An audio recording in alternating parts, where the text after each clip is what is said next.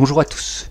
Lorsqu'avec SketchUp on commence à avoir des modèles un petit peu conséquents, c'est pas tout à fait le cas de cette table de défonceuse que nous avons faite avec les élèves du cours de menuiserie, il y a quand même une cinquantaine de pièces, on a de temps en temps du mal à s'y retrouver.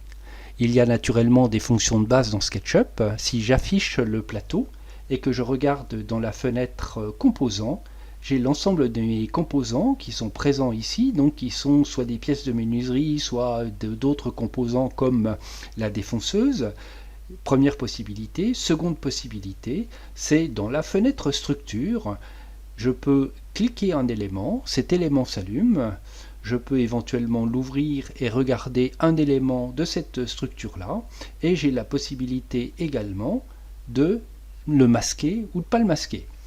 Cette fenêtre amène un certain nombre de possibilités, mais elle n'est pas tout à fait aussi pratique qu'on le voulait. C'est la raison pour laquelle on a développé un plugin qui s'appelle Où se trouve.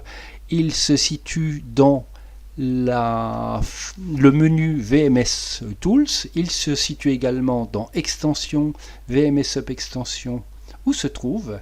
Et avec un clic droit souris, on peut également lancer ce plugin Où se trouve.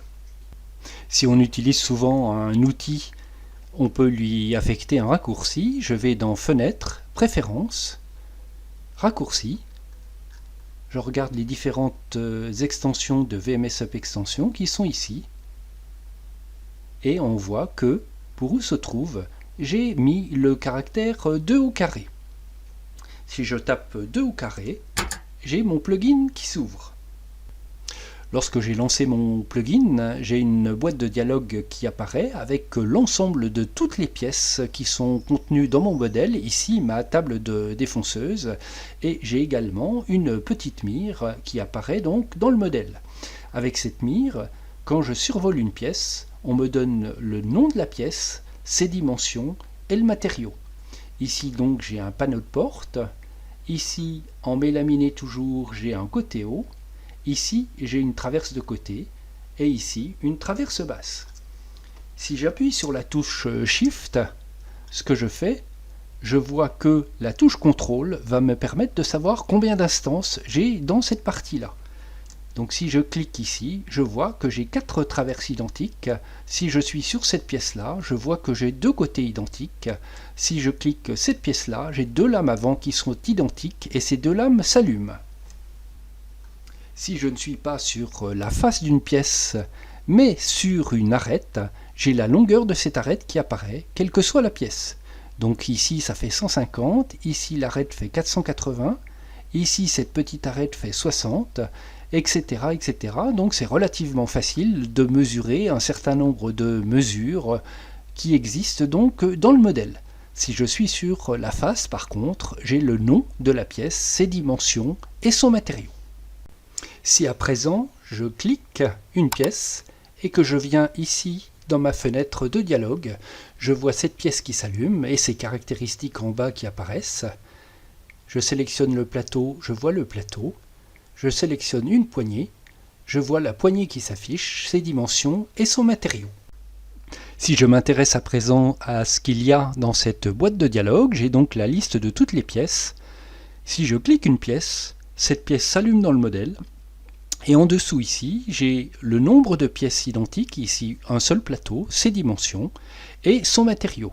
Là j'ai une poignée, ma poignée apparaît, par contre les poignées tiroirs, j'ai bien 2 poignées tiroirs et les poignées s'allument. Je peux donc assez facilement retrouver les différentes pièces présentes dans mon modèle. Il suffit de cliquer cette pièce dans la liste, si je clique de nouveau, la pièce se désélectionne. J'ai la possibilité de renommer des pièces. Ici, j'avais dupliqué le côté tiroir et je l'avais changé de valeur.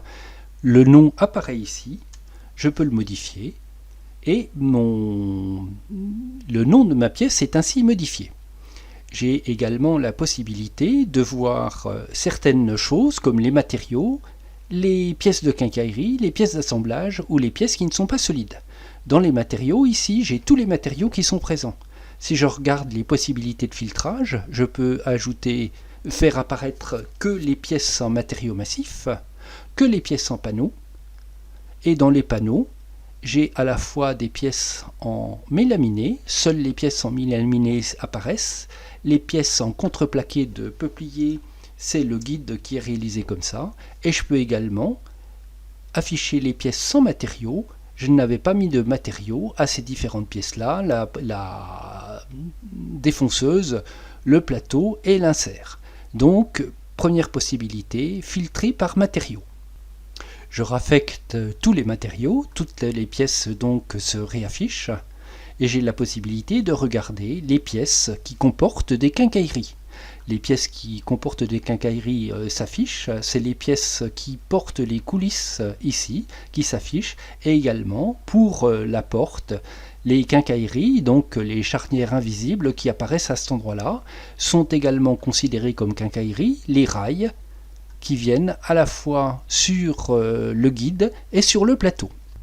Là j'ai toutes les pièces de quincaillerie qui s'affichent, mais je peux demander de n'afficher que les charnières, ou de regarder les étiches, les quattro étiches, ou regarder où se trouvent les petits rails.